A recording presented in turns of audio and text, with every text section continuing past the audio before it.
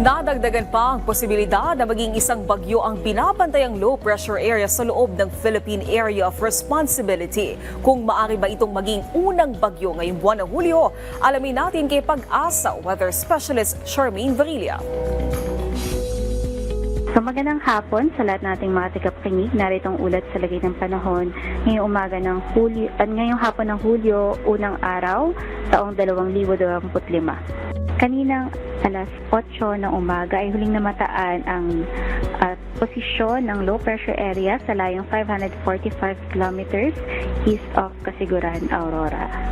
Ito ang nagdadala ng mga pag-ulan, particular na nga dito sa yung trough nito ay nagdadala ng mga pag-ulan, particular na dito sa Bicol Region, Isabela, Quirino, Aurora at Quezon City.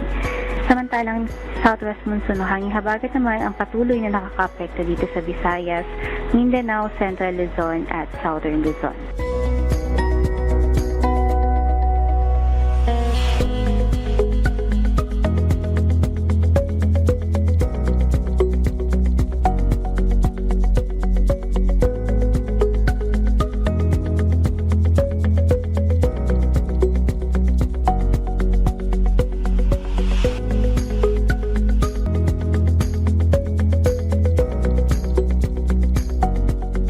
Meron tayong inaasahan na 2 hanggang 3 bagyo ngayong buwan ng Hulyo.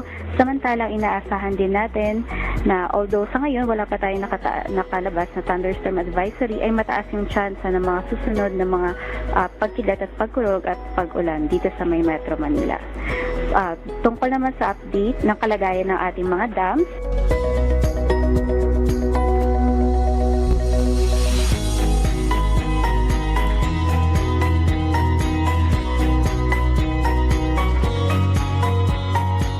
mula dito sa DRSC Pag-asa Weather Forecasting Section, Charmaine Varilla nag-uulat.